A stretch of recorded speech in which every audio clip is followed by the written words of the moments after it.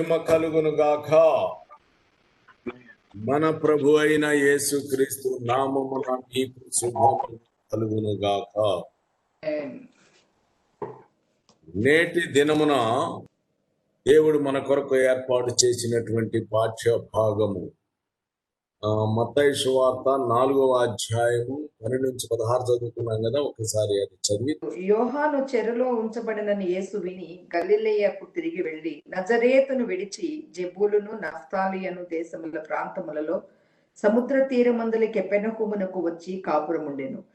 జెబూలును దేశమును నఫ్తాలి దేశమును యోర్దాను కావలనున్న సముద్ర తీరమున అన్యజనుడు నివసించు గలిలయయు చీకటిలో కూర్చుండియున్న ప్రజలను అన్యజనులు నివసించు గలిలయయు చీకటిలో కూర్చుండి ఉన్న ప్రజలను గొప్ప వెలుగు చూచిరి. గొప్ప వెలుగును చూచిరి. మరణ ప్రదేశములోను మరణ ఛాయలోను కూర్చుండి ఉన్న వారికి వెలుగు ఉదయించెను. దేవునికి మహిమ కలుగును గాక. ప్రభు చెప్తున్నాడు, నేను లోకమునకు వెలుగయ్యున్నాను, గొప్ప వెలుగు. 8:12. కాబట్టి ఈ చీకటిలో ఉన్నటువంటి వారు దేవుని యొక్క గొప్ప వెలుగుని చూశారు. ఆ వెలుగు వారి మీద ఉదయించింది. ఆ వెలుగు మన ప్రభు అయిన యేసుక్రీస్తుయే. ఆ యేసుక్రీస్తు ప్రభువు ఇప్పుడు అంటే అప్పుడు వెలుగు ఉదయించింది. ఈ మరణ ఛాయ కింద ఉన్నటువంటి వారు, మరణ ప్రదేశములలో కూర్చున్నటువంటి వారు, చీకటిలో కూర్చున్నటువంటి వారు ఆ వెలుగుని చూశారు.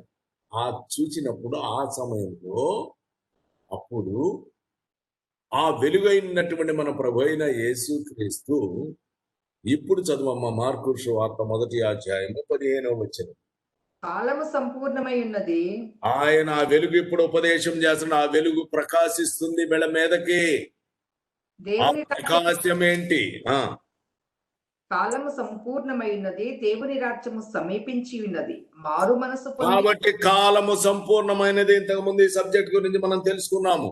కాలము సంపూర్ణమైందంటే ఏ కాలము సంపూర్ణమైందని తెలుసుకున్నాము? ధర్మశాస్త్ర సంబంధించి.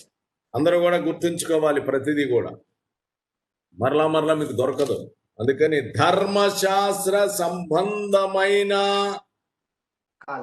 ఆ కాలము పూర్ణమైపోయింది. దేవుని రాజ్యము సమీపించి ఉన్నది. దేవుని రాజ్యము సమీపించి ఉన్నది. మారు మనసు పొంది సువార్త నమ్ముడని చెప్పుచు దేవుని సువార్తను ప్రకటిస్తున్నాడు. గలిలయకు వచ్చెను. ఆమేన్. ఈ గలిలయలో ఉన్నటువంటి ప్రజలు, చీకటిలో ఉన్నటువంటి ప్రజలు, వారి దగ్గరికి వెలుగు వచ్చింది. ఆ వెలుగు ఇప్పుడు ప్రకాశిస్తూ ఉంది, వారి మీద ఉదయిస్తూ ఉంది. ఆ వెలుగు ఏమిటి? ఆ వెలుగు అంటే సువార్త ద్వారా ప్రకాశము. 2వ కొరింథీయులకు రాసిన పత్రిక 4వ అధ్యాయము 4వ వచనాన్ని చదవండి. దేవుని స్వరూపి ఉన్న క్రీస్తు మహిమను కనపరచుచు సువార్త ప్రకాశము కాబట్టి నిమిత్తము ఇప్పుడు ప్రకాశము వెలుగు ఏం చేస్తుంది? ప్రకాశిస్తుంది. ఆ ప్రకాశం ఇప్పుడు ఏంటి?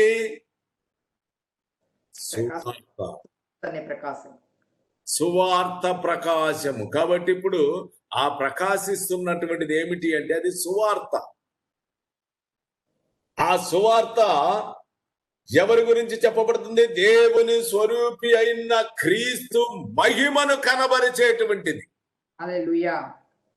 కాబట్టి దేవుని స్వరూపి అయిన క్రీస్తు మహిమను కనబరచేటువంటి ఆ సువార్త మీ మీద ప్రకాశింపబడును గాక. ఆమేన్. కాబట్టి ఆ సువార్త మీకు ప్రకాశముగా కనబడుతుంది. ఆ సువార్త ప్రకాశము అక్కడ ఉన్నటువంటి చీకటిలో ఉన్నటువంటి వారి మీద ప్రకాశిస్తుంది, ఉదయిస్తూ ఉంది. కాబట్టి ఆ వెలుగు వచ్చింది. ఆ వెలుగు ఇప్పుడు ఏం చేస్తుంది? ప్రకాశిస్తుంది. కాబట్టి ఆ వెలుగు మన ప్రభు అయిన యేసుక్రీస్తుయే. ఆయన ఇప్పుడు సువార్త ప్రకటిస్తూ ఉన్నాడు.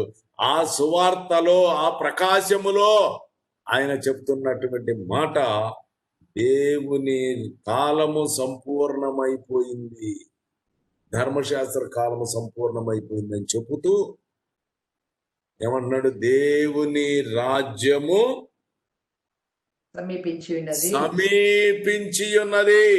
మారు మనసు పొంది. కాబట్టి సమీపముగా ఉంది దేవుని రాజ్యము. అటు తర్వాత ఆ దేవుని రాజ్యము అని చెప్పబడింది మత్తయి సువార్త 12వ అధ్యాయము 28వ వచనాన్ని చూడండి. దేవుని ఆత్మ వలన నేను దెయ్యములను వెళ్ళగొట్టుచున్న పక్షమున, యేసుక్రీస్తు ప్రభువు పుట్టుక పరిశుద్ధాత్మతో జన్మించాడు. అటు తర్వాత యోర్దాను నది దగ్గరకు వచ్చి బాప్తిస్మము తీసుకున్న తర్వాత పరిశుద్ధ పావుర శరీరాకారముగా ఆయన మీదికి రావటం అనేటువంటిది చూశాం. కాబట్టి యేసుక్రీస్తు ప్రభువు, క్రీస్తు అనగా పరిశుద్ధాత్మ శక్తితో ఆయన అభిషేకింపబడుటయే. కాబట్టి క్రీస్తు ఈజ్ ఈక్వల్ టు అభిషిక్తుడు, అభిషేకం ఈజ్ ఈక్వల్ టు అపోస్తలుల కార్యం 10:38 ప్రకారంగా పరిశుద్ధాత్మ శక్తి. కాబట్టి ఇప్పుడు పరిశుద్ధాత్మ యొక్క శక్తిని ఆయన పొందుకున్నటువంటి వాడుగా ఉన్నాడు. ఇప్పుడు ఆయన యేసుక్రీస్తు ప్రభువు పరిశుద్ధాత్మ శక్తిని పొందుకున్న తర్వాత ఇప్పుడు ఏమంటున్నాడో చదవండి. దేవుని ఆత్మ వలన నేను దేవుని ఆత్మ వలన దెయ్యములను వెళ్ళగొట్టుచున్నట్టయితే నిశ్చయముగా దేవుని రాజ్యము మీ వద్దకు వచ్చి ఉన్నది.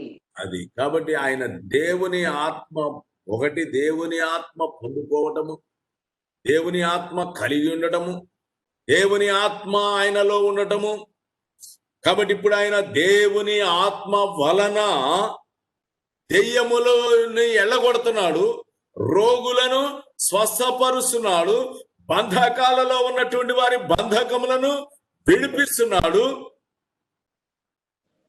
కాబట్టి ఈ దెయ్యములు ఎప్పుడైతే పారిపోతున్నాయో అప్పుడు ఏం చేయబడుతుందంట? ఆ దేవుని రాజ్యము మీ యొద్దకు వచ్చి, దేవునికి మహిమ కలుగును గాక. దేవుని ఆత్మ వలన ఏం చేస్తున్నాడట ఈయన? చదువమ్మా 12:28. దేవుని ఆత్మ వలన దెయ్యములను వెళ్ళగొట్టుచున్న పక్షమున, దెయ్యములను వెళ్ళగొట్టుచున్న పక్షమున నిశ్చయముగా దేవుని రాజ్యము మీ వద్దకు వచ్చి ఉన్నది. అది కాబట్టి ఇప్పుడు దేవుని రాజ్యము మీ యొద్దకు వచ్చింది. దానికి వేరే భాష్యాలు చెప్పడానికి కుదరదు. మొట్టమొదట దేవుని రాజ్యము సమీపించి ఉన్నది, మీ వద్దకు వచ్చి ఉన్నది. అసలు ఈ దేవుని రాజ్యం మన ప్రభు అయిన యేసుక్రీస్తుయే. దేవునికి మహిమ కలుగును గాక. ఆ ప్రకాశము, ఆ వెలుగుగా ఉన్న ఆయన ప్రకాశము ఎంత దూరం అయితే ప్రకాశింపబడుతుందో ఆ ప్రకాశములోనికి వచ్చినటువంటి వాళ్ళందరూ కూడా దేవుని యొక్క రాజ్యములోనికి ప్రవేశించేటువంటి వాళ్ళు ఉన్నారు. దేవునికి మహిమ కలుగునుగా. కాబట్టి ఇక్కడ దేవుని రాజ్యము సమీపించి ఉన్నది అని చెప్పాడు. రెండవది, ఈ సమీపించినటువంటి దేవుని రాజ్యము మీ వద్దకు వచ్చింది, మీ యొద్దకు రావాలి. మీ వద్దకి రావాలి అంటే ఇంతకు ముందు చీకటిలో ఉన్నటువంటి వారిలో ఎవరున్నారు? అపవాది ఉన్నాడు. ఈ అపవాది అయినటువంటి వాడు బలవంతుడుగా మానవుల యొక్క హృదయాలలో ఉన్నాడు.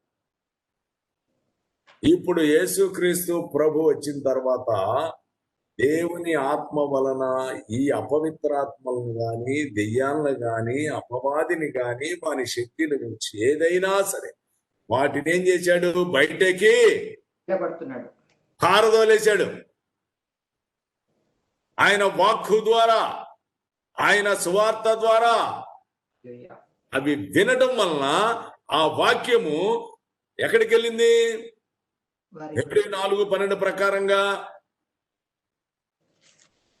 ప్రాణం, ఆత్మ, కీళ్ళు, మూలుగలు విభజిస్తూ హృదయములోకి వెళ్ళింది. అది ఆ వాక్యం, ఆ సువార్త హృదయములోకి వెళ్ళి ఆ హృదయములో ఉన్నటువంటి దాన్ని పరిశోధిస్తుంది, పరిశీలిస్తుంది.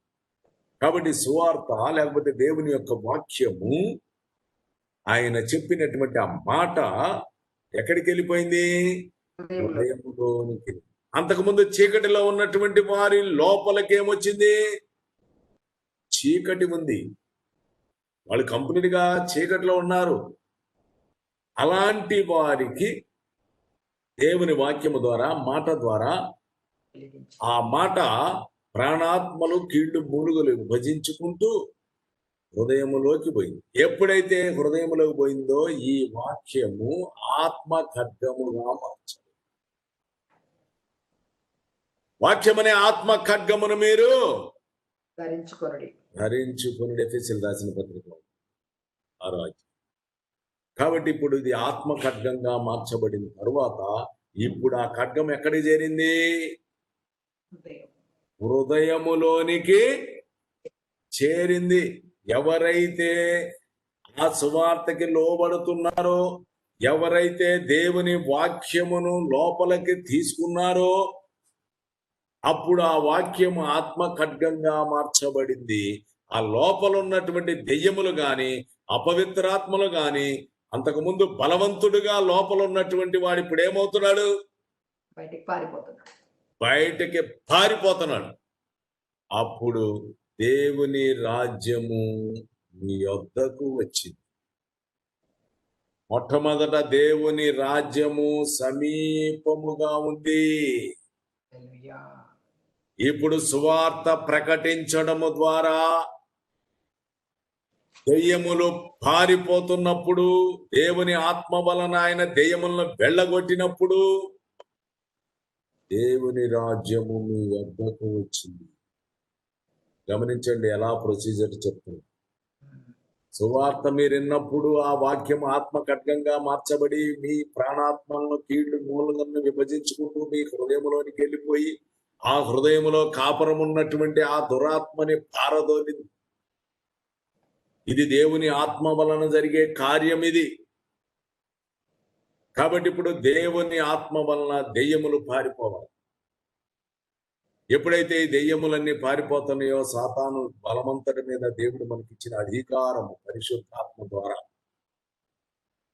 సువార్త మూలముగా, సువార్త ద్వారా పరిశుద్ధాత్మడు కార్యము చేయటము ద్వారా ఇవన్నీ కూడా పారిపోయినప్పుడు దేవుని రాజ్యం ఎక్కడికి వచ్చింది? మీ యొద్దకు వచ్చింది. దేవునికి మహిమ కలుగును గాక. మీ యొద్దకు వచ్చినటువంటి దేవుని రాజ్యము లూకా సువార్త 17వ అధ్యాయం 21వ వచనాన్ని చదవండి. ఇదిగో దేవుని రాజ్యము మీ మధ్యనే ఉన్నది గనుక. కాబట్టి ఇప్పుడు ఎక్కడికి వచ్చింది? మీ మధ్యలోకి వచ్చింది. దేవునికి మహిమ కలుగును గాక. సమీపముగా ఉన్న దేవుని రాజ్యము దెయ్యములన్నీ కూడా పారిపోవడం వలన మీ యొద్దకు వచ్చింది. ఇప్పుడు మీ యొద్దకు వచ్చినటువంటి ఆ దేవుని రాజ్యము, ఎప్పుడు మీరు దేవుని వాక్యం విన్నారు కదా, కాబట్టి ఇప్పుడు ఈ రాజ్యం ఇప్పుడు ఎక్కడికి వచ్చిందంట? మీ మధ్యకి వచ్చింది. ఎంతమంది అయితే దేవుని వాక్యమును కలిగి ఉన్నారో, అపవిత్రాత్మలన్నీ కూడా పారిపోయినాయో, అలాంటి వాళ్ళంతా కూడుకునేటువంటి ఆ ప్రదేశము మధ్యలో దేవుని రాజ్యం ఉంది. ఈ గ్రూప్ మధ్యలో ఇప్పుడు దేవుని రాజ్యం ఉందా లేదా? దేవునికి మహిమ కలుగును గాక. కాబట్టి దేవుని రాజ్యము 3వ స్టెప్లో మీ మధ్యలోనే ఉంది. అయితే క్రీస్తునందు ప్రియ సహోదరి సహోదరులారా, రాజ్యము ఉంది. 1 కొరింథీయులకు రాసిన పత్రిక 15వ అధ్యాయం 24వ వచనాన్ని ఒకసారి చదవండి. అటు తర్వాత ఆయన సమస్తమైన ఆధిపత్యమును, సమస్తమైన ఆధిపత్యమును, సమస్తమైన అధికారమును, బలమును కొట్టివేసి తన తండ్రి అయిన దేవునికి రాజ్యము అప్పగించును. ఆమేన్. రాజ్యము అప్పగించు. ఇప్పుడు దేవుని రాజ్యం ఈ రాజ్యము ఇప్పుడు స్థాపించబడుతుంది. యేసుక్రీస్తు ప్రభువు ఈ లోకములోనికి సశరీరుడుగా ప్రత్యక్షమై ఆయన సువార్త ప్రకటించడం బిగించేసి ఆయన చనిపోయి శిలువ మాను మీద వేలాడి రక్తమంతా కూడా చిందించి సమాధి చేయబడి తిరిగి మూడో దినమున లేచి తండ్రి కుడి పార్శ్వమున ఆసీనుడయ్యింది. ఇంత కార్యము చేసి దేవుని రాజ్యమును స్థాపించాడు. అందుకనే రాజ్యము సమీపించి ఉన్నది, రాజ్యము మీ యొద్దకు వచ్చింది, రాజ్యము మీ మధ్యలో ఉంది. రేపు పొద్దున అపవాదిని నాశనము చేసిన తర్వాత, వాని బలమును మొత్తాన్ని కూడా నశింపజేసిన తర్వాత, ఇప్పుడు ఈ రాజ్యాన్ని తయారు చేసిన తర్వాత ఈ రాజ్యాన్ని ఇప్పుడు ఏం చేయాలి? తండ్రికి అప్పగించాలి. అప్పుడు నిజమైన మనము దేవుని రాజ్యము యొక్క నిజమైన స్థితి అక్కడ మనం చూస్తాం. కాబట్టి ఇప్పుడు రాజ్యము అనేటువంటిది స్థాపించబడుతూ వచ్చింది. ఈ రాజ్యములోనికి అనేక మంది యేసుక్రీస్తు ప్రభు నామములో ప్రవేశిస్తూ ఉన్నారు. ఈ దేవుని రాజ్యమును కొంతమంది చూసేటువంటి వాళ్ళుగా ఉన్నారు, కొంతమంది ప్రవేశించేటువంటి వాళ్ళుగా ఉన్నారు. అయితే ఈ రాజ్యమును దేవునికి అప్పగించినప్పుడు అది కంప్లీట్ గా దేవుని రాజ్యము అనేటువంటి విషయాన్ని మనం గ్రహించాలి. అప్పటి వరకు రాజ్యం ఎక్కడుంటుంది? మన మధ్యలో ఉంటుంది. మీ మధ్యలోనే ఉంది దేవుని రాజ్యం.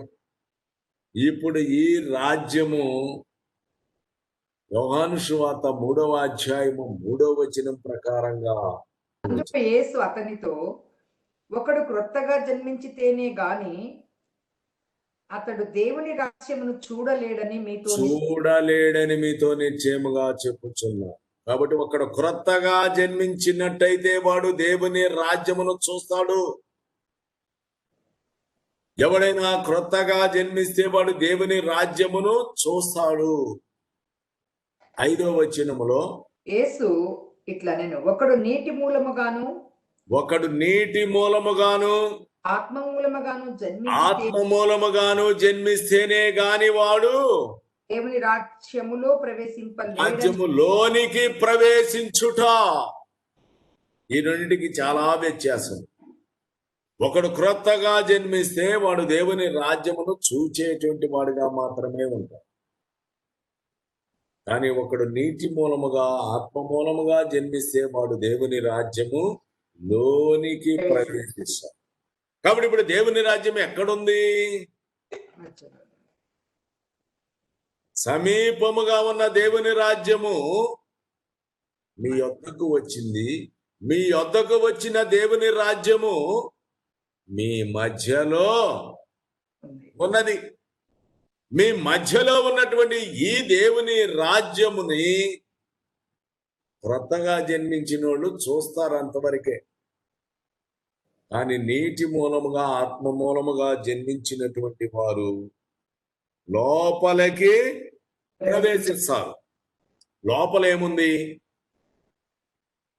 మీ మధ్యలోనే ఉంది దేవుని రాజ్యము. కానీ ఈ లోపట దేవుని రాజ్యము లోపట ఏముంది అంటే, రోమీలకు రాసిన పత్రిక 14వ అధ్యాయము 17వ వచనం, దేవుని రాజ్యము భోజనమును పానమును కాదు గాని, దేవుని రాజ్యము భోజనము పానము కాదు గాని నీతియు సమాధానమును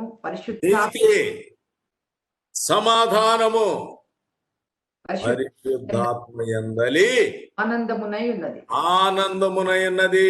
కాబట్టి మీ మధ్యలో ఉన్నటువంటి దేవుని రాజ్యము లోపల నీతి ఉంది, ఆ దేవుని రాజ్యములో సమాధానము ఉంది, ఆ దేవుని రాజ్యములో పరిశుద్ధాత్మయందలి ఆనందము ఉన్నది. దేవునికి మహిమ కలుగునుగాక. హల్లెలూయా, ఆమేన్. కాబట్టి ఇప్పుడు దేవుని రాజ్యము మీ మధ్యలో ఉంది.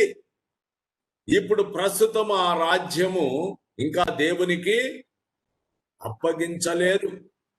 ఎప్పుడు అప్పగించాలి? శత్రువుని కంప్లీట్ గా ఏం చేయాలి? పాతాళంలో బంధించి. నా చదివాం కదా, 1 కొరింథీయులకు రాసిన పత్రిక 15వ అధ్యాయం 24వ వచనం చదివాం కదా, మరలా ఒకసారి చదవండి. సమస్తమైన ఆధిపత్యమును, సమస్తమైన అధికారమును, సమస్తమైన ఆధిపత్యమును, సమస్తమైన అధికారమును, బలమును కొట్టివేసి బలమును కొట్టివేసి తన తండ్రి అయిన దేవునికి రాజ్యం అప్పగించును. శత్రువు యొక్క బలాన్ని నాశనము చేసి, సమస్త ఆధిపత్యాన్ని నాశనము చేసి, అప్పుడు కంప్లీట్ గా దేవునికి అప్పగిస్తారు. ఈ రాజ్యాన్ని తీసుకెళ్లి దేవునికి అప్పగిస్తారు. ఎవరైనా? మన ప్రభువు అయిన ప్రభు యేసుక్రీస్తు. కాబట్టి ఇప్పుడు ఆయన రాజ్య స్థాపన అనేటువంటిది స్టార్ట్ చేశాడు. ఆ రాజ్యము మన యొద్దకు వచ్చింది, మన మధ్యలో ఉంది. ఈ మధ్యలో ఉన్న దేవుని రాజ్యములో నీతి, సమాధానము, పరిశుద్ధాత్మ ఎందలి ఆనందం ఉంది. ఇప్పుడు ఈ రాజ్యం ఇంకా తండ్రికి అప్పగించలేదు. అప్పగించక మునుపు ఇప్పుడు ఆయన ఏం చేశాడు? చనిపోయాడు, సమాధి చేయబడ్డాడు, తిరిగి లేచి తండ్రి యొక్క కుడి పార్శ్వమున కూర్చు. ఆసీనుడై ఉన్నాడు. ఇప్పుడు ఆసీనుడైతే మరి ఈ రాజ్యాన్ని ఇప్పుడు ఏం చేయాలి? మనకిచ్చాడు. అందుకని 1 కొరింథీయులకు రాసిన పత్రిక 15వ అధ్యాయం 25వ వచనాన్ని కూడా చదవండి. ఎందుకనగా ఎందుకనగా తన శత్రువులందరినీ శత్రువులందరినీ తన పాదముల క్రింద ఉంచు పర్యంతము మన పాదముల క్రింద ఉంచు పర్యంతము ఆయన రాజ్య పరిపాలన చేయుచుండవలెను. ఆయన రాజ్య పరిపాలన చేయుచుండవలెను. చేయుచుండవలెను. కడపట నశింపజేయుబడు శత్రువు మరణము. ఆ దేవుడు సమస్తమును క్రీస్తు పాదముల కింద లోపరిచి ఉంచెను. సమస్తమును లోపరచబడి ఉన్నదని చెప్పినప్పుడు ఆయనకు సమస్తమును లోపరిచిన వాడు తప్ప సమస్తమును లోపరచబడి ఉన్నదన్న సంగతి విశదమే. దేవునికి మహిమ కలుగును గాక. 27వ వచనాన్ని మళ్ళా ఒక్కసారి చదవమ్మా. సమస్తమును క్రీస్తు పాదముల కింద లోపరిచి ఉంచెను. సమస్తమును క్రీస్తు పాదముల క్రింద లోబరచి ఉంచెను. దేవునికి మహిమ కలుగును గాక. హల్లెలూయా. కాబట్టి ఇప్పుడు పరిపాలించేటువంటి వారు ఎవరు ఇప్పుడు ప్రస్తుతం అంటే క్రీస్తు పరిపాలన చేస్తున్నాడు. దేవునికి మహిమ కలుగును గాక. క్రీస్తు యొక్క పరిపాలన ఎందుకనగా 25వ వచనములో 24లోనేమో తండ్రికి రాజ్యమును అప్పగిస్తున్నాడు. అప్పటి వరకు కూడా ఎవరు పరిపాలన చేయాలి? ఎందుకనగా తన శత్రువులనందరినీ తన పాదముల క్రింద ఉంచు పర్యంతము ఆయన రాజ్య పరిపాలన చేయుచుండవలెను. ఎవరాయన? కింద భాగంలో క్రీస్తు. ఏముంది? అర్థమైంది. దేవుడు సమస్తమును క్రీస్తు పాదముల కింద లోపరిచి ఉంచాడు. దేవుడు క్రీస్తు పాదముల క్రింద పెట్టాడు. కాబట్టి పరిపాలన చేస్తుంది ఎవరు? దేవుడు క్రీస్తు. దేవుడు కదా సమస్తాన్ని క్రీస్తు పాదాల కింద పెట్టాడు. కానీ రాజ్య పరిపాలన చేసేది ఎవరు? చేస్తుంది యేసు ప్రభు. మరలా క్రీస్తు రాజ్య పరిపాలన చేయాలి. క్రీస్తు ఈజ్ ఈక్వల్డ్ అభిషిక్తుడు. అభిషిక్తుడు ఈజ్ ఈక్వల్డ్ అపోస్తలులు 10:38 చదవండి. యేసు నజరేయుడైన యేసును, దేవుడు నజరేయుడైన యేసును పరిశుద్ధాత్మతోనూ శక్తితోనూ అభిషేకించిననుదయే. ఇక్కడ యేసుక్రీస్తుని అని చెప్పలేదు, నజరేయుడైన యేసుని పరిశుద్ధాత్మతో శక్తితో అభిషేకించనన్నదియే. కాబట్టి అభిషిక్తుడు ఈజ్ ఈక్వల్డ్ పరిశుద్ధాత్మ ఇంటూ శక్తి. కాబట్టి ఈజ్ ఈక్వల్డ్ క్రీస్తు.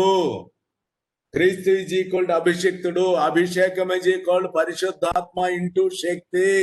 కాబట్టి క్రీస్తు రాజ్య పరిపాలన చేయవలెను. కాబట్టి క్రీస్తు అనగా ఇప్పుడు ఎవరు? అభిషిక్తుడు. పరిశుద్ధాత్మ శక్తి. కాబట్టి ఇప్పుడు రాజ్యము, జాగ్రత్తగా వినండి, యేసుక్రీస్తు ప్రభు ఈ లోకములోనికి వచ్చినప్పుడు యేసు దేవుని యొక్క వాక్యం ఇంతకు ముందు కూడా చెప్పాను నేను. క్రీస్తు పరిశుద్ధాత్మ శక్తి. కాబట్టి యేసుక్రీస్తు ప్రభువు దేవుని వాక్యము రక్తమాంసములు కలిగిన శరీరము కలిగి పరిశుద్ధాత్మ శక్తితో అభిషేకించబడినటువంటి వాడే యేసుక్రీస్తు ప్రభువు, పరిపాలన చేసేటువంటి వాడు. ఇక్కడ క్రీస్తు అనే పదము రాయబడింది. కాబట్టి దేవునికి రాజ్యము అప్పగించేంత వరకు కూడా క్రీస్తు పాదముల కింద, క్రీస్తు అంటే ఇక్కడ క్రీస్తు యొక్క పాదముల క్రింద ఎప్పుడు శత్రువు క్రీస్తు యొక్క పాదముల క్రింద త్రొక్కబడేంత వరకు క్రీస్తు పరిపాలన చేయాలి. శత్రువుని కంప్లీట్ గా పాదముల క్రింద తొక్కేంత వరకు క్రీస్తు పరిపాలన చేస్తూ ఉండాలి. ఇది నిగూఢమైనటువంటి మర్మాలు కనుక చాలా జాగ్రత్తగా అర్థం చేసుకోవడానికి ప్రయత్నం చేయండి. యేసు లోకములకు వచ్చాడు, సువార్త ప్రకటిస్తూ దేవుని రాజ్యము సమీపించింది అన్నాడు.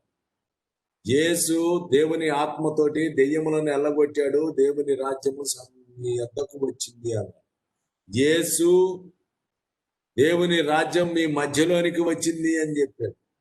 తర్వాత యేసు చనిపోయాడు, సమాధి చేయబడ్డాడు, తిరిగి లేచి తండ్రి కుడి పార్శ్వానికి వెళ్ళాడు. వెళ్ళిన తర్వాత ఇప్పుడు పరిశుద్ధాత్మను మన మధ్యకి పంపించాడు. కాబట్టి ఇప్పుడు పరిశుద్ధాత్మ మన మధ్యలోనికి వచ్చిన ఈయన క్రీస్తు ఈజీకోలు పరిశుద్ధాత్మ శక్తి. కాబట్టి ఇప్పుడు పరిశుద్ధాత్మ సంఘముల మధ్య సంచరిస్తున్న వాడెవరు? ఆత్మ సంఘములతో చెప్పుచున్న మాట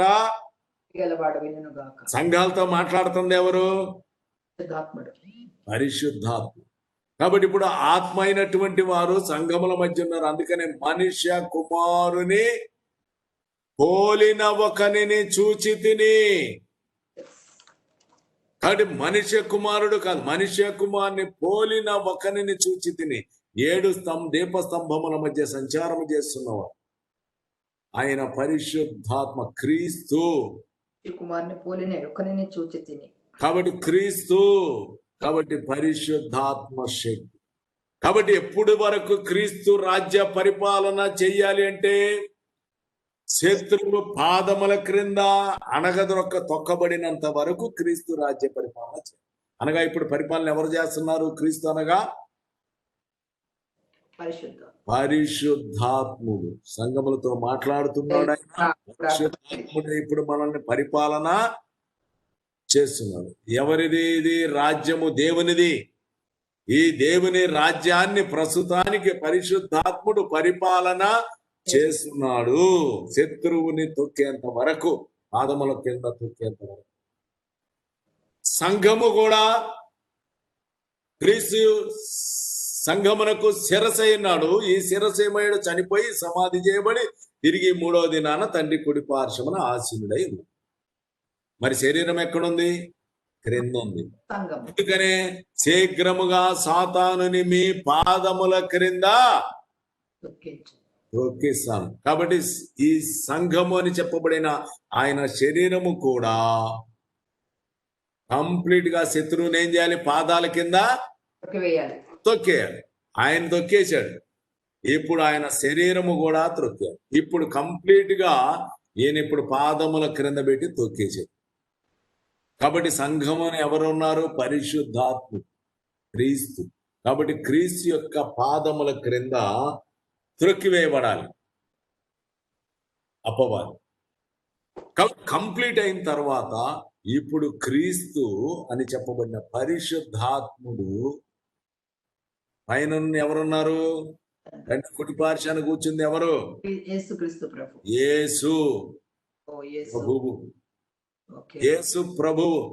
ఇప్పుడు ఆ యేసు ప్రభువు ఆయన ఆర్భాటముతో, ప్రధాన దూత శబ్దముతో, దేవుని బోరతో, దేవుని యొద్ద నుంచి ప్రభువు దిగి వచ్చుచున్నాడు. ప్రభువు దిగి వస్తున్నాడు. ప్రభువు దిగి వచ్చినప్పుడు ఇక్కడ క్రింద ఎవరున్నారు? పరిశుద్ధాత్ముడు మనందరి ద్వారా, మనందరి చేత శత్రువుని తొక్కించేశాడు. ఇప్పుడు తొక్కించేసిన తర్వాత ఇప్పుడు ఈ సంఘమును తీసుకొని ఆ ప్రభువు దగ్గరికి తీసుకొని పోబోతాం. ఇప్పుడు రాజ్యాన్ని తీసుకెళ్లి ఎవరికి అప్పగిస్తున్నాడు ఆయన? తండ్రికి. ప్రకటన గ్రంథం 11వ అధ్యాయము 15వ వచనం చదవము. 7వ దూత బూర ఊదినప్పుడు పరలోకములు గొప్ప శబ్దములు పుట్టెను. ఆ ఆ శబ్దములు ఈ లోక రాజ్యము మన ప్రభువు ఈ రాజ్యం లోక రాజ్యము మన ప్రభువు రాజ్యమును మన ప్రభువు రాజ్యమును ఆయన క్రీస్తు రాజ్యము ఆయన క్రీస్తు రాజ్యమును ఆయను. కాబట్టి ఇప్పుడు దాకా క్రీస్తు రాజ్య పరిపాలన చేసిన తర్వాత ఈ రాజ్యమును తీసుకొని ప్రభువు దగ్గరికి తీసుకొని పోయాడు. ఇప్పుడు ప్రభువు రాజ్యమును క్రీస్తు రాజ్యము రాజ్యమును ఆయను. కాబట్టి ఇప్పుడు ప్రభువు రాజ్యం అయింది. ఇప్పుడు ప్రభువు రాజ్యం అయిన తర్వాత ఏం జరుగుతుంది? ఆయన పరిపాలన చేయాలి. ఆయన పరిపాలనే 1000 సంవత్సరముల కాదు. పరిపాలన. ఆ పరిపాలనలో ప్రభువు క్రీస్తు. అప్పుడు ఏమైంది? యేసు క్రీస్తు ప్రభువు కంప్లీట్ గా ఆయనే ఆ రాజ్యాన్ని పరిపాలన చేసేటువంటి వాడుకున్నాడు. దేవునికి మహిమ కలుగును గాక.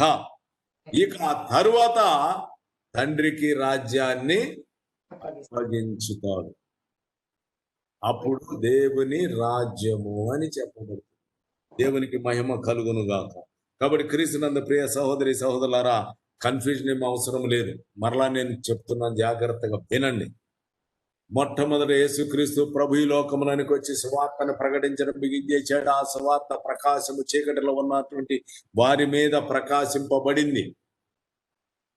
కాబట్టి అప్పుడు ఆ సువార్త ప్రకటిస్తున్నప్పుడు దేవుని రాజ్యము మీకు సమీపముగా ఉంది అని చెప్పాడు. ఆ తర్వాత దేవుని ఆత్మతో ఆయన అనేక అద్భుత కార్యాలు చేశాడు. దెయ్యాలను ఎల్లగొట్టాడు, పారగొట్టిన తర్వాత ఇప్పుడు దేవుని రాజ్యము మీ వద్దకు వచ్చింది అని చెప్పాడు.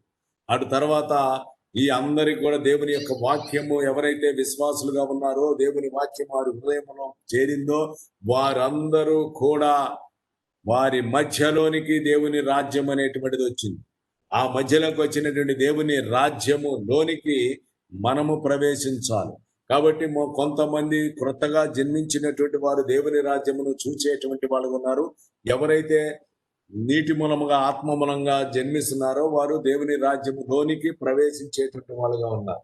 కానీ ఈ దేవుని రాజ్యము అనేటువంటిది ఆయన స్థాపించిన తర్వాత ఆయన చనిపోయాడు, సమాధి చేయబడ్డాడు, తిరిగి లేచి తండ్రి కుడి పార్శ్వమునకు వెళ్ళిపోయాడు. అటు తర్వాత ఆయన మన కొరకు పరిశుద్ధాత్మని లోకములోనికి పంపించాడు. ఆ పరిశుద్ధాత్ముడు ఈ లోకములోనికి వచ్చినప్పుడు ఆయన ఇప్పుడు ఈ దేవుని రాజ్యము లోపల ఏమున్నాయి అని అంటే నీతి, సమాధానము, పరిశుద్ధాత్మ ఏందని ఆనందం. కాబట్టి నీతి అనేటువంటిది ఎవరి వల్ల కలుగుతుందంటే పరిశుద్ధాత్మ మనకు నీతిని కలగజేస్తున్నాడు. పరిశుద్ధాత్మ. ఎందుకంటే 1 కొరింథీయులకు రాసిన పత్రిక 6వ అధ్యాయం 11వ వచనం మీరు చదివితే, మీలో కొందరు అట్టివారేంటి కానీ మన ప్రభువైన యేసుక్రీస్తు నామమునను ఆయన ఆత్మయందును మీరు కడుగుబడి పరిశుద్ధ పరచబడిన వారై నీతిమంతులుగా తీర్చబడుతున్నారు అన్నాడు. కాబట్టి ఈ నీతి అనేటువంటిది పరిశుద్ధాత్ముడే మనకు కలగజేస్తున్నాడు. ఇక సమాధానం అనేటువంటిది కూడా తండ్రితో మనకి సమాధానం, కుమారునితో మనకి సమాధానం, మరి మనలో మనకి సమాధానం అనేటువంటిది ఆ బంధాన్ని కలగజేస్తున్నటువంటి వాడు కూడా పరిశుద్ధాత్ముడే. సమాధానమున కర్తయ్య అధిపతి మన ప్రభు అయిన యేసుక్రీస్తు ఈ సమాధాన బలిని అర్పించాడు. ఆయన చనిపోయి సమాజం తండ్రి కుడి పార్శ్వానికి వెళ్ళాడు. అయితే ఈ సమాధానం అనేటువంటిది కలుగజేసేటువంటి వాడు పరిశుద్ధాత్ముడే. కాబట్టి పరిశుద్ధాత్మ మనకు సమాధానం అనేది కలుగజేస్తూ ఉన్నాడు. ఇక తరువాత ఆ పరిశుద్ధాత్మ ఎందలి ఆనందమును మనకు కలగజేస్తూ ఉన్నాడు. ఈ 3 నీతిని కలగజేసిన వాడు పరిశుద్ధాత్ముడే, సమాధానము కలగజేస్తున్నటువంటి వాడు పరిశుద్ధాత్ముడే, ఆనందమును కలగజేస్తున్న వాడు కూడా పరిశుద్ధాత్ముడే. కాబట్టి ఇప్పుడు పరిశుద్ధాత్మే సంఘముల మధ్య ఉన్నాడు. ఆ పరిశుద్ధాత్ముడే సంఘముల మధ్య సంచారం చేస్తున్నాడు. ఆ పరిశుద్ధాత్ముడే మీతో మాట్లాడుతున్నాడు సంఘములతో. కాబట్టి ఆ పరిశుద్ధాత్మ ఇప్పుడు ఆ రాజ్యము లోపల ఉన్నాడు. ఆ పరిశుద్ధాత్మ రాజ్యము లోపల ఉన్నాడు. కాబట్టి ఇప్పుడు ఎవరైతే నీటి మూలంగా ఆత్మ మూలంగా జన్మిస్తారో వాళ్ళు ఆ రాజ్యములోనికి ప్రవేశిస్తారు. కాబట్టి ఇప్పుడు పరిశుద్ధాత్మ ఈ రాజ్యముని ఆయన ఏలుతూ ఉన్నాడు, ఆత్మ అయినటువంటి వాడు. అందుకనే క్రీస్తు అనగా పరిశుద్ధాత్మ శక్తి. కాబట్టి ఇప్పుడు పరిశుద్ధాత్ముడు మనలో ఉన్న ఆయన ఇప్పుడు పరిపాలన చేస్తున్నాడు. ఆయన ఎప్పటిదాకా పరిపాలన చేయాలంటే సమస్త అధికారాన్ని ఆ ఇప్పుడు శత్రువుని పాదముల క్రింద త్రొక్కేంత వరకు ఆయన పరిపాలన చేయాలి. శత్రువుని పాదముల కింద త్రొక్కటము అని అంటే మనకు శిరసైనటువంటి వాడు మన ప్రభు అయిన యేసు. ఆయన చనిపోయి సమాజేయబడి ఆయన శత్రువుని జయించాడు. తండ్రి కుడి పార్శ్వమున ఉన్నాడు. ఆయన రావడానికి ప్రయత్నం చేస్తున్నాడు. ప్రభువుగా ఈ లోకంలోనికి రావాలని ఆయన ఆశపడుతూ ఉన్నాడు. అయితే దాని కొరకు ముందు పరిశుద్ధాత్మ ఇక్కడ ఈ శరీరమును ప్రిపేర్ చేసి ఈ శరీరము ద్వారా కూడా అపవాదిని కాళ్ళ కింద తొక్కించాలి. అందుకని శీఘ్రముగా అపవాదిని మీ పాదముతో తొక్కిస్తున్నాను. కాబట్టి ఇప్పుడు పరిశుద్ధాత్మ మనల్ని తయారు చేసి మన ద్వారా ఆ శత్రువుని త్రొక్కించాలి. ఇప్పుడు త్రొక్కినప్పుడు ఏమైంది? శిరస్సు దాన్ని తొక్కేసింది, శరీరము కూడా దాన్ని తొక్కేసింది. కాబట్టి కంప్లీట్ గా యేసు క్రీస్తు ప్రభువు కంప్లీట్ గా అపవాదిని తొక్కేసింది. ఇప్పుడు తొక్కిన తర్వాత ఈ శరీరము ఆ శిరస్సు రెండు కూడా కలపాలి. ఈ సమాధానం అనేటువంటిది ఆయన కలగజేసేవాడు మన పరిశుద్ధాత్మ. కాబట్టి ఇప్పుడు ఆ శిరస్సుగా ఉన్న ప్రభు అయిన యేసు ఆయన వస్తున్నాడు. ఆకాశ మండలమునకు ఆయన వస్తున్నాడు. అయితే పరిశుద్ధాత్ముడు ఆయన రాజ్యాన్ని తీసుకొని వచ్చి ఇప్పుడు ప్రభువుకి అప్పగిస్తూ ఉన్నాడు. హల్లెలూయా. కాబట్టి ఇప్పుడు ప్రభువుకి అప్పగించిన తర్వాత ఇప్పుడు ఏమైంది? క్రీస్తు ఉన్నాడు, అంటే పరిశుద్ధాత్ముడు ఉన్నాడు, యేసు. కాబట్టి ఇప్పుడు యేసు ప్రభు యొక్క రాజ్యమును, ఆయన క్రీస్తు రాజ్యమును ఆయను. హల్లెలూయా. కాబట్టి ఇప్పుడు యేసు క్రీస్తు ప్రభువు. కాబట్టి ఇప్పుడు ఆయన ప్రభువుగా వచ్చాడు. ఆర్భాటముతో ప్రధాన దూత శబ్దంతో దేవుని మూలత ఆయన దిగి వచ్చాడు. పరిశుద్ధాత్మను వేసుకొచ్చి ఆయనకు అప్పగించాడు. కాబట్టి ఇప్పుడు ప్రభువు రాజ్య పరిపాలన అనేటువంటిది వల్ల స్టార్ట్ అవుతుంది. ఏ ప్రభు అయితే మన కోసం చనిపోయాడు, ఏ ప్రభు అయితే మన కొరకు రక్తము చిందించాడు, ఏ ప్రభు అయితే చనిపోయి సమాజపడి తిరిగి మూడో దినాన్ని లేచి తండ్రి కుడి పార్శ్వమునున్నాడో ఆయన యొక్క పరిపాలన 1000 సంవత్సరములు ఆయన భూమి మీద పరిపాలన చేయబోతుంది. అటు తర్వాత కంప్లీట్ గా సాతాను యొక్క మరణము. ఇందాకేమో పాదముల క్రింద తొక్కటం, ఇప్పుడేమో అపవాది యొక్క మరణం. తీసుకెళ్లి వాడిని అగ్ని గంధకములతో ముందు గుండములో తీసుకెళ్లి పడవేసిన తర్వాత వాడు మరణం అనే అప్పుడు తండ్రి అనేటువంటి దేవుని రాజ్యము అనేటువంటి దాన్ని చూసాం. కాబట్టి ఈ రాజ్యము దేవుని రాజ్యమై ఉన్నది. కాబట్టి ఇప్పుడు ఆ రాజ్యము మన మధ్యలో ఉంది. అంత గొప్ప భాగ్యాన్ని దేవుడు మనకిచ్చాడు. ఈ రాజ్యములోనికి ప్రవేశించేటువంటి మన మధ్యలో ఉన్నటువంటి ఆ రాజ్యంలోనికి ప్రవేశించాలంటే మొట్టమొదటిగా ఇందాక చెప్పుకున్నాము, మనము బాప్తిస్మం అంటే నీటి మూలంగా ఆత్మ మూలంగా జన్మిస్తేనే దానిలోనికి ప్రవేశిస్తాం. రెండవదిగా ఆత్మ విషయములో దీనత్వము కలిగినటువంటి వాళ్ళుగా ఉంటే మీరు దేవుని రాజ్యములోనికి ప్రవేశం అనేటువంటిది పొందుతారు. మత్తయి సువార్త 5వ అధ్యాయం 3వ వచనం చెప్తుందన్నమాట. మత్తయి సువార్త 5వ అధ్యాయం 10వ వచనం చదివితే నీతి నిమిత్తమై మీరు హింసింపబడాలి, అప్పుడు దేవుని రాజ్యములోనికి ప్రవేశం అనేటువంటిది. మీరు మార్పు చెంది పసిబిడ్డల వలె గనక మార్పు చెందినటువంటి వాళ్ళైతే మత్తయి సువార్త 18వ అధ్యాయం 1వ వచనం 3వ వచనం చదివితే అక్కడ మీరు మార్పు చెంది పసిబిడ్డలాగా అయితే మీరు దేవుని రాజ్యములోనికి ప్రవేశిస్తారు. మత్తయి సువార్త 21వ అధ్యాయం 31, 32 వచనాలు కనుక చదివితే సుంకరులైనటువంటి వాళ్ళు, వేశ్యలైనటువంటి వాళ్ళు, అంటే చీకటిలో ఉన్నటువంటి వారు, గాఢాంధకారములో ఉన్నటువంటి వారు, మరణ ఛాయలో ఉన్నటువంటి వారు, వాళ్ళు యేసుక్రీస్తు ప్రభువు నామమునందు విశ్వాసం ఉంచడం ద్వారా వారు నీటి మూలంగా ఆత్మ మూలంగా జన్మించినందువల్ల వాళ్ళు సుంకరులు, వేశ్యలు కూడా వారు దేవుని రాజ్యములోనికి ప్రవేశిస్తారు. 5వ అధ్యాయం మత్తయి సువార్త 20వ వచనం కనుక మీరు చదివితే శాస్త్రుల నీతి కంటే పరిసయ్యుల నీతి కంటే మీ నీతి అధికము కాకపోతే దేవుని రాజ్యంలోకి పోరు. కాబట్టి ఈ శాస్త్రులైనటువంటి వాళ్ళు, పరిచయులైనటువంటి వాళ్ళ కన్నా మీ నీతి అధికంగా ఉండాలి. వీళ్ళ నీతి ఏంటంటే మేమున్నాము, మేము ఉపవాసం చేస్తున్నాం, మేము దేయాలు నిలబడతాం, మేము వంట చేస్తున్నాం, మేము చేస్తున్నాం. కానీ వాళ్ళు కాదు చేసేది, పరిశుద్ధాత్ముడు చేయాలి.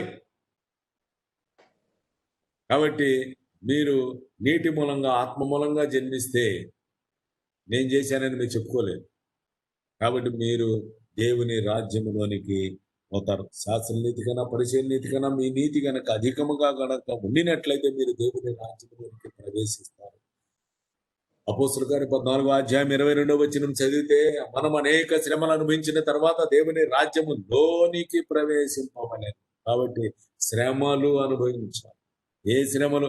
ఊరక లోకంలో ఉన్న జోలిపోయి కదిలించుకొని వాళ్ళని తెచ్చి వాళ్ళ దేవతలను వాళ్ళ దేవుళ్ళని పూజింపబడుతున్నటువంటి వాళ్ళని తెచ్చి ఊరక పని బట్ట లేకుండా పనులు చేసి వాళ్ళ చేత తన్నులు తిని శ్రమలు అనుభవించి ఇప్పుడు నేను దేవుని నిమిత్తం శ్రమలు అనుభవిస్తున్నానని చెప్పేటువంటి వాళ్ళు నిష్ప్రయోజకులు. వాళ్ళకి దేవుని వల్ల ఫలము లభించదు. దావీదు మహారాజు చెబుతున్న వాళ్ళ దేవతల పేర్లు నా నోట ఎత్తనని చెప్తుంది. కానీ నీ పని కాదది. నీవు సువార్తను ప్రకటించాలి. ఆ సువార్తను ప్రకటిస్తున్నప్పుడు యేసుక్రీస్తు ప్రభువు నామము నిమిత్తమై నీవు శ్రమలు గనక అనుభవిస్తే నీవు దేవుని రాజ్యములోనికి నీవు ప్రవేశిస్తావు. దేవునికి మహిమ కలుగును గాక. కాబట్టి దేవుని రాజ్యము అని చెప్పబడినటువంటిది ఇందాక చెప్పుకున్నాం, పరిశుద్ధాత్మ ఇంటూ శక్తి. కాబట్టి ఈ దేవుని రాజ్యములో పరిశుద్ధాత్మతో పాటు శక్తి కూడా ఉండాలి. మొదటి కొరింథీయులకు రాసిన పత్రిక 4వ అధ్యాయం 20వ వచనాన్ని ఒకసారి చదవండి. దేవుని రాజ్యము మాటలతో కాదు, శక్తితోనే ఉన్నది. కాబట్టి క్రీస్తు రాజ్య పరిపాలన చేస్తున్నాడంటే క్రీస్తు ఈజ్ ఈక్వల్ అభిషిక్తుడు, అభిషిక్తుడు ఈజ్ ఈక్వల్ పరిశుద్ధాత్మ ఇంటూ శక్తి. కాబట్టి దేవుని రాజ్యంలో పరిశుద్ధాత్ముడు మాత్రమే కాదు, ఇంకెవరున్నారు? శక్తి కూడా ఉండాలి. కాబట్టి అందుకనే దేవుని రాజ్యము శక్తితో ఉన్నది. కొత్త మాటలు కాదు. మాటలు చెప్పేసి వాక్యం చాలాసేపు గంట సేపు మాట్లాడాను, 2 గంటల సేపు చెప్పాను, 3 గంటలు చెప్పాను, రోజంతా చెప్పాను. బ్రదర్ 3 రోజులు చెప్పాను, ఉపయోగం ఏంటి? మాటలు కాదు, అక్కడే ఉండాలి, శక్తి ఉండాలి, పరిశుద్ధాత్మ ఉండాలి, శక్తి ఉండాలి, సువార్తలో శక్తి ఉండాలి. మొదటి దశలోని రాసిన పత్రిక 1వ అధ్యాయం 5వ వచనాన్ని చదవండి. సువార్త అంటే ఏంటో చాలా మంది మేము సువార్త ప్రకటిస్తున్నాం. ఏం సువార్త ప్రకటిస్తున్నావు? సువార్త అంటే ఏంటి? ప్రేమింపబడిన సహోదరి ఎలయనగా దేవుని వలన ప్రేమింపబడిన సహోదరులారా, మీరు ఏర్పరచబడిన సంగతి అనగా మా సువార్త మాటలతో మాత్రము, మా సువార్త మాటలతో కాదు, శక్తితోను పరిశుద్ధాత్మతోను సంపూర్ణ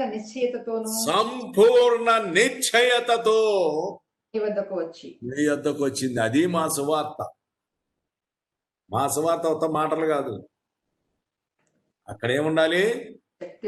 శక్తి. మూడోది ఏంది? సంపూర్ణ నిశ్చయత. దేవుడి కార్యం చేస్తాడంతే. సంపూర్ణమైన నిశ్చయత. యేసుక్రీస్తు ప్రభు తిరిగి రాబోతున్నాడు, వస్తాడంతే. ఒక నిశ్చయత కలిగినటువంటి వాళ్ళంగా, విశ్వాసములో స్థిరులుగా ముందుకు కొనసాగేటువంటి వాళ్ళకు ఉండాలి. అయితే సువార్త అని చెప్పబడినప్పుడు ఊరక వాక్యము లేకపోతే ఏదో నోటి మాటలు, మనిషి జ్ఞానము, రకరకాలైనటువంటి జ్ఞానాలు, అవన్నీ కూడా ఇంతకుముందు పాఠ్యాంశాల్లో మనం తెలుసుకున్నాము. కొత్త వాళ్ళు ఉన్నారు కాబట్టి మళ్ళీ అవసరమైతే చెప్తాను. దేవునికి మహిమ కలుగును గాక. అయితే వారు చెప్తున్నారు, మా సువార్త మాటలతో కాక శక్తితోనూ పరిశుద్ధాత్మతో నిండుతుంది.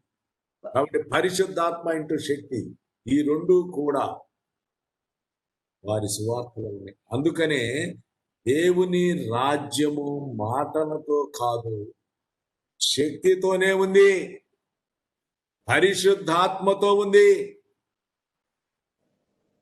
కాబట్టి అదే దేవుని రాజ్యం. ఆ రాజ్యంలో నీతి ఉండాలి, పరిశుద్ధాత్మ నీతి మీకు కలుగుతుంది. ఆ రాజ్యంలో సమాధానం ఉండాలి, పరిశుద్ధాత్మ మీకు ఆ సమాధానం కలుగుతుంది. ఆ రాజ్యంలో పరిశుద్ధాత్మ ఎందనే ఆనందం ఉండాలి. అవి మాత్రం కాదు, శక్తితో కూడినటువంటిదిగా ఉండాలి. కాబట్టి దేవుని రాజ్యము శక్తితో కలిగినటువంటిదిగా, శక్తి కలిగినటువంటిదిగా. కాబట్టి క్రీస్తునందు ప్రియ సహోదరి సహోదరులారా, ఈ దేవుని రాజ్యం ఇంకా తండ్రికి అప్పగింపబడలేదు. ప్రస్తుతం మనం క్రీస్తు యొక్క పరిపాలన క్రిందనే ఉన్నాము. దేవునికి మహిమ కలుగును గాక. అయితే ఈ రాజ్యంలోనికి రక్తమాంసాలు ప్రవేశించాయి. ఎప్పుడు దేవుని రాజ్యం ఆయనకు అప్పగించినప్పుడు దేవుని రాజ్యం అని చెప్పబడింది చూసారా? ఆ రాజ్యములో, ఇక్కడ మీ మధ్యలో ఉన్న రాజ్యంలో మీరు ప్రవేశిస్తున్నారు. మీరు ప్రవేశించినప్పుడు రక్తమాంసాలతో ప్రవేశించటం లేదా? కానీ అప్పగింపబడినటువంటి ఆ రాజ్యములో రక్తమాంసములు స్వతంత్రించుకున్న నేరవు మొదటి కొరింథీయులకు రాసిన పత్రిక 15వ అధ్యాయం 50వ వచనాన్ని మీరు చదవండి. సహోదరులారా, నేను చెప్పినది ఏమనగా, రక్తమాంసములో దేవుని రాజ్యమును స్వతంత్రించుకున్న నేరవు. కాబట్టి క్రీస్తునందు ప్రియ సహోదరి సహోదరులారా, రక్తమాంసములు దేవుని రాజ్యమును స్వతంత్రించుకున్న నేరవు. తర్వాత మొదటి కొరింథీ 5:10 వచనం కన్నా చదివితే, అయితే ఈ లోకపు జారులతోనైనను, ఈ లోకపు జారులతోనైనను, లోపులతోనైనను, దోచుకుని వారితోనైనను, దోచుకుని వారితోనైనను, విగ్రహారాధికులతోనైనను ఆ, ఏ మాత్రము సాంగత్యము చేయవద్దని కాదు. ఆ, అలాగైతే మీరు ఈ లోకములో నుండి వెళ్ళిపోవలసి వచ్చును కదా. ఆ. ఇప్పుడైతే సహోదరుడనబడిన వాడెవడైనా, ఎప్పుడైతే సహోదరుడనబడినటువంటి వాడెవడైనా జారుడు గాని, లోభి గాని, విగ్రహారాధికుడు గాని, తిట్టుబోతు గాని, త్రాగుబోతు గాని, దోచుకునివాడు గాని అయ్యుంటే అట్టివానితో సాంగత్యము చేయకూడదు, పుచ్చింపకూడదు. రాజ్యములో ఉన్నవాడు, నీవు దేవుని రాజ్యములో సభ్యుడివి. నువ్వు ఈ గ్రూపులోకి అడుగుపెట్టిన నీవు దేవుని రాజ్యములోకి అడుగుపెట్టావు. దేవునికి మహిమ కలుగునుగా. హల్లెలూయా. కాబట్టి దేవుని రాజ్యములో అడుగుపెట్టిన నీవు ఇక సహోదరుడని చెప్పబడిన వాడెవడైనా జారుడు గాని, లోబి గాని, విగ్రహారాధికుడు గాని, తిట్టుబోతు గాని, త్రాగుబోతు గాని, దోచుకునేటువంటి వాడు గాని ఉంటే వానితో నీవు సాంగత్యము చేయకూడదు, భుజింపను చేయకూడదు. వాళ్ళతో కలిసి భోజనం కూడా చేయటానికి. గమనించారా? కాబట్టి దేవుని యొక్క రాజ్యములో ఉన్న నీవు, గలతీయులకు రాసిన పత్రిక 5వ అధ్యాయం 21వ వచనం కన్నా చదివితే, భేదములు, విమతములు, అసూయలు, మత్తతలు, అల్లరితో కూడిన ఆట పాటలు మొదలైనవి, వీటిని గురించి నేను మునుపు చెప్పిన ప్రకారం వీటిని కలిగినటువంటి వాళ్ళు ఎవరు కూడా దేవుని రాజ్యములో నివాసం చేయలేరు. దేవుని రాజ్యం స్వతంత్రించుకొన నేరరు అని మీకు అసలు దేవుని రాజ్యమును స్వతంత్రించుకొన నేరరు. కాబట్టి మీలో భేదములు ఉండకూడదు. దేవుని రాజ్యంలో ఉన్న మీకు విమతములు ఉండకూడదు, మీకు అసూయలు ఉండకూడదు, మీలో మత్తతలు, బాగా మత్తుడైపోయినటువంటి వాళ్ళుగా తాగి తందనాలాడేటువంటి వాళ్ళకు ఉండకూడదు. అల్లరితో కూడిన ఆటపాటలు అనేటువంటి వీటిల్లో మీరు ఉండకూడదు. కాబట్టి అలా గనక ఉండినట్టయితే మీరు దేవుని రాజ్యమును మీరు స్వతంత్రించుకొనలేరు. కాబట్టి క్రీస్తునందు ప్రియ సహోదరి సహోదరులారా, ఇంకా మొదటి కొరింథీయులకు రాసిన పత్రిక 6వ అధ్యాయం 9-10 వచనాలు చదువుదాం. అన్యాయస్తులు దేవుని రాజ్యమునకు వారసులు కానేరని మీకు తెలియదా? అన్యాయస్తుడుగానే ఉండకూడదు. ఉంటే దేవుని రాజ్యానికి వారసుడు కాలేవు.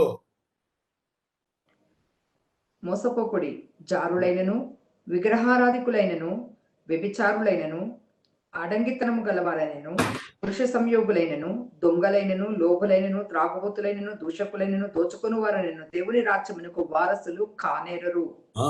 కాబట్టి ఒక్కసారి మిమ్మల్ని మీరు పరిశీలన చేసుకోవాల్సిన అవసరం వచ్చింది. జారులు గాని, విగ్రహారాధికులైనటువంటి వాళ్ళు గాని, వ్యభిచారము చేస్తున్నటువంటి వాళ్ళు గాని, ఆడంగితనము కలిగినటువంటి వాళ్ళు గాని, పురుష సంయోగులు గాని, దొంగలు గాని, లోబులు గాని, త్రాగుబోతులు గాని, దోషకులు గాని, ఇలాంటి వాళ్ళు ఎవ్వరు కూడా దేవుని రాజ్యమును స్వతంత్రించుకొన నేరరు. కాబట్టి ఇవన్నిటికీ మనము దూరముగా ఉండాలి. ఇక తర్వాత మార్కు సువార్త 10వ అధ్యాయం 23-25 దాకా చదివితే, అక్కడ ఆస్తి ధనవంతులైనటువంటి వాళ్ళుగా, తమ ఆస్తి యందు నమ్మిక ఉంచినటువంటి వాళ్ళు, తమ ధనమే ప్రాపకమని నమ్మినటువంటి వాళ్ళు, ధనాపేక్ష పరులైనటువంటి వాళ్ళు దేవుని యొక్క రాజ్యములోనికి ప్రవేశించలేరు. నాగటి మీద చెయ్యి వేసినటువంటి వాడు. చూస్తే పాత్రుడు కాడు. ఒక్కసారి నాగల మీద చేయేసి వెనక్కి తిరిగినటువంటి వాడు ఆయన రాజ్యంలోనికి ప్రవేశాన్ని పొందలేదు. 9:62 చదవము. నాగటి మీద చెయ్యి పెట్టి వెనక తట్టు చూచువాడు ఎవ్వడును దేవుని రాజ్యమునకు అర్హుడు కాడని వానితో. నాగటి మీద చెయ్యి వేసి వెనక్కి తిరిగేటువంటి వాడు దేవుని రాజ్యమునకు అర్హుడు కాడు. ఒకసారి నాగల మీద చేసేసాడు, సేవ చేయాలని ప్రయత్నం చేసాడు, వెనక్కి తిరిగాడు, ఇంక దేవుని రాజ్యానికి అర్హుడు కాదు. కాబట్టి క్రీస్తునందు ప్రియ సహోదరి సహోదరుల జాగ్రత్తగా యేసు క్రీస్తు ప్రభు ఈ లోకములోనికి వచ్చినప్పుడు సువార్తను ప్రకటిస్తున్నారు. ఆ సువార్త ఎలా ఉంది అంటే, శిష్యులైనటువంటి వాళ్ళు సువార్త ప్రకటిస్తూ వాళ్ళు చెప్పారు. ఏం చెప్పారంటే, మా సువార్త శక్తితోనూ పరిశుద్ధాత్మతోనూ సంపూర్ణ నిశ్చయతతో మీ దగ్గరకు వచ్చిందని. మన ప్రభు అయిన యేసు క్రీస్తు యొక్క సువార్త ప్రకటిస్తున్నప్పుడు ఆ ప్రకాశము చీకటిలో ఉన్నటువంటి వాళ్ళ మీద ప్రకాశించింది.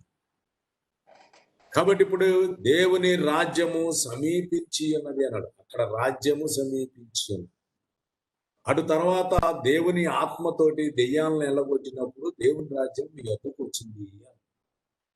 అటు తర్వాత దెయ్యములన్నీ పారిపోయినాయి కాబట్టి దేవుని యొక్క వాక్యముతో ఆత్మ ద్వారా నింపబడినటువంటి సమూహం గుంపు ఏదైతే ఉన్నారో వారి మధ్యలోనికి దేవుని రాజ్యం వచ్చింది. దేవుని రాజ్యం మీ మధ్యనే ఉంది.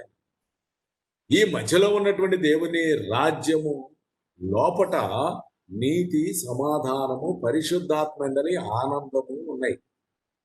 కాబట్టి ఇప్పుడు నీతి, సమాధానము, పరిశుద్ధాత్మైన ఆనందము ఉన్నటువంటి ఈ దేవుని రాజ్యము నీ చూసేవాళ్ళు ఒక గుంపు వాళ్ళు ఉన్నారు, ప్రవేశించేవాళ్ళు ఒక గుంపు వారు ఉన్నారు. కాబట్టి చూసేటువంటి వాళ్ళు క్రొత్తగా జన్మించిన వారు ఈ దేవుని రాజ్యాన్ని చూస్తారు. నీటి మూలంగా, ఆత్మ మూలంగా జన్మించిన వారు దేవుని రాజ్యంలోనికి ప్రవేశిస్తారు. ప్రవేశించినప్పుడు వాళ్ళు ఆత్మ ద్వారా నీతిని కలిగి ఉంటారు. నీతిమంతులుగా తీర్చబడతారు. ఆత్మ ద్వారా సమాధానపరచబడతారు. ఆత్మ యందలి ఆనందాన్ని వాళ్ళు అనుభవిస్తారు. కాబట్టి ఇది దేవుని యొక్క రాజ్యమై ఉన్నది. అది ప్రస్తుతం మీ మధ్యనే ఉన్నది. కాబట్టి ఇప్పుడు ఈ దేవుని యొక్క రాజ్యముని పరిపాలన చేస్తున్నటువంటి వారు, ఈ హృదయాలన్నింటినీ పరిపాలన చేస్తున్నారు. ఎవరు అంటే పరిశుద్ధాత్మ శక్తి మిమ్మల్ని పరిపాలన చేస్తుంది. ఎందుకంటే మన ప్రభు అయిన యేసు తాను చనిపోయి ఇవన్నీ కూడా రాజ్యాన్ని ఆయన ఏం చేశాడు? స్థాపించాడు. రాజ్యాన్ని స్థాపించిన తర్వాత ఆయన చనిపోయాడు, సమాధి చేయబడ్డాడు. తిరిగి 3వ దినాన లేచి తండ్రి కుడి పార్శ్వమునకి వెళ్ళి అక్కడ కూర్చుండి అక్కడ శత్రువుని పాదపీఠములుగా కంప్లీట్ గా ఉంచేంత వరకు ఆయన అక్కడ ఉన్నాడు. అందుకనే ప్రభువు నా ప్రభువుతో చెప్పినని దావీదు మహారాజు చెప్పింది. కాబట్టి ఇప్పుడు ఆయన ప్రభువుగా అక్కడ కూర్చొని ఆయన రావడానికి సిద్ధంగా ఉన్నాడు. అయితే ఇక్కడ మరి మన కొరకు ఆయన పరిశుద్ధాత్మను పంపించాడు. ఇప్పుడు ఆ పరిశుద్ధాత్మ శక్తి మన మధ్యలోకి వచ్చాడు. అందుకనే కదా 2వ అధ్యాయం అపోస్తలుల కార్యం 4లో వాళ్ళకి పరిశుద్ధాత్మ వారి మీదికి వచ్చారు. వారు అగ్ని జ్వాలతో నాలుకలకి భజించబడి పరిశుద్ధాత్మను పొందుకున్నారు. శక్తి అనుగ్రహించబడినప్పుడు వాక్శక్తి ద్వారా వాళ్ళు దేవుని గొప్ప కార్యాలను వివరించారు. కాబట్టి పరిశుద్ధాత్మ శక్తిని ఆయన పంపించాడు. ఇప్పుడు ఆ పరిశుద్ధాత్మ శక్తి మన మధ్యలో, మన లోపల నివాసము చేస్తున్నప్పుడు మన మధ్యలో ఆయన ఉన్నారు. దేవుని రాజ్యం అనేటువంటిది మన మధ్యలో ఉంది. ఆయన ఇప్పుడు మనల్ని పరిపాలన చేస్తుంది. కాబట్టి క్రీస్తు అంటే అర్థము అభిషిక్తుడు. క్రీస్తు అనగా అభిషిక్తుడు. ఈ అభిషేకం ఎలా జరిగిందంటే 10:38 అపోస్తలుల కార్యములో దేవుడు నజరేయుడైన యేసుని పరిశుద్ధాత్మతో శక్తితో అభిషేకించాడు అని చెప్పాడు. కాబట్టి క్రీస్తు ఈజ్ ఈక్వల్ అభిషిక్తుడు, అభిషిక్తుడు ఈజ్ ఈక్వల్ పరిశుద్ధాత్మ శక్తి. కాబట్టి ఇప్పుడు పంపించింది ఎవరిని? పరిశుద్ధాత్మ శక్తిని లోకంలోనికి పంపించాడు. కాబట్టి ఇప్పుడు పరిశుద్ధాత్మ శక్తి మనల్ని పరిపాలన చేస్తున్నాడు. కాబట్టి ఇప్పుడు పరిశుద్ధాత్మ శక్తి మనల్ని పరిపాలన చేస్తున్నప్పుడు ఎవరు పరిపాలన చేస్తున్నారు అన్నట్టు? క్రీస్తు పరిపాలన చేస్తున్నాడు అని దాని భావం. కాబట్టి క్రీస్తు పరిపాలన అనేటువంటిది ఎప్పటి వరకు జరిగించాలి అంటే శత్రువుని పాదముల క్రింద తొక్కేంత వరకు క్రీస్తు రాజ్య పరిపాలన చేస్తూ ఉన్నాడు. అటు తర్వాత మన ప్రభువు ఎవరైతే మన కోసం ప్రాణం పెట్టాడో, ఎవరైతే చనిపోయి సమాధి చేయబడ్డాడో, ఎవరైతే కవి కృపాశ హసిలేడో ఆయన తిరిగి వస్తుంది. ఆయన ప్రభువుగా ఆయన ఈ లోకంలోనికి ఆకాశ మండలమునకు, ఇక్కడ చాలా మంది మధ్యాకాశం అంటారు, మధ్యాకాశం కాదు ఏమన్నా అంటే దిద్దుకోండి. మధ్యాకాశానికి వచ్చేది ఏంజిల్. సరే, ఆ విషయం గురించి ఇప్పుడు మాట్లాడలేదు. కాబట్టి ఆయన ఆకాశ మండలమునకు వస్తున్నాడు. వచ్చినప్పుడు ఈ క్రీస్తు పరిపాలన చేసినప్పుడు అపవాదిని పాదముల క్రింద త్రొక్కిస్తుంది కంప్లీట్గా. ఆయన శిరస్సు, మనము బాడీ. ఈ బాడీని పరిశుద్ధాత్ముడు శక్తితో మనం నింపి, శక్తి లేకపోతే రేపు లేగలేదు, అందుకని శక్తితో నింపి పరిశుద్ధాత్మ శక్తిని కలగజేసి ఇప్పుడు ఆయన వచ్చినప్పుడు మనల్ని లేపి తీసుకొని పోయి ఆయనకు అప్పగించేటువంటి అంతవరకు క్రీస్తు పరిపాలన చేస్తుంది.